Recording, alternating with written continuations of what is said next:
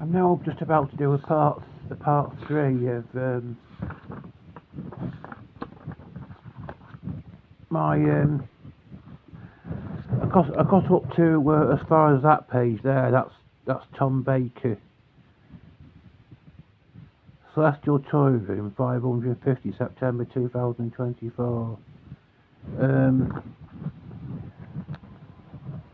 Now we come to this article here: Time and Liminal Dimensions in Space. Just strictly explores the uncanny side of Doctor Who's locations. The cliff tops are a boundary between the land and the sea, a liminal space, neither here nor there, where rules are suspended. 73 yards, Russell T. Davis. There is a curious quality to those places which lie between states of being, whether natural, like a marsh, or manufactured, like a border crossing. Liminal places are not uncommon features or not uncommon locations in Doctor Who.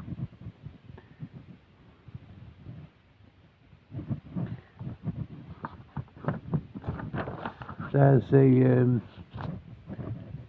other bits of the article, the illustrations in the article goes on to the next page, and in fact the next page after that. It's like I said, the contents of September's edition it just goes on forever. Next, surprise, surprise. Where would we be without the Bristol boys? Philip Dalton on the contributions of Bob Baker and Dave Martin to Doctor Who. Who's Philip Dalton, you may ask? Well, have a think about what you're watching his channel out now. Yes, it's me. I wrote this article. There's the Bristol boys, are two script writers, screenwriters, whatever you call them.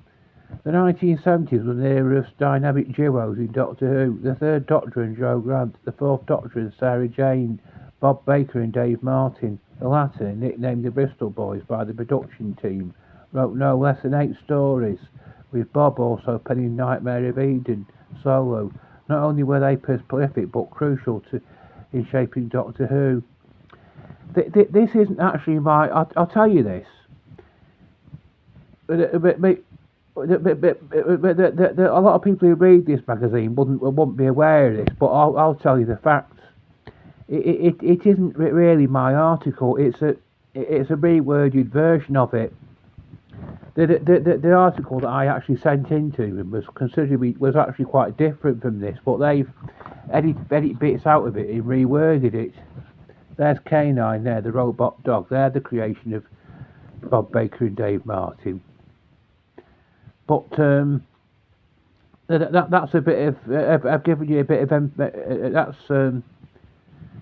Though their final stories might not have been their best, it's wrong to write off the work of the Bristol boys as a whole. They made important contributions to the format and lore of the show, which continue to have an impact to this day. Without them, I believe Doctor Who would be a very different show indeed. So, yes, it was the article isn't strictly speaking my word because it's been reworded, but it was my idea. They haven't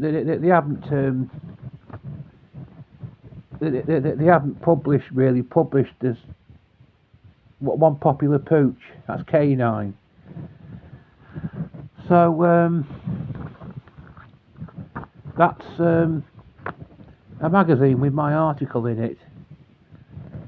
So that's my review done now.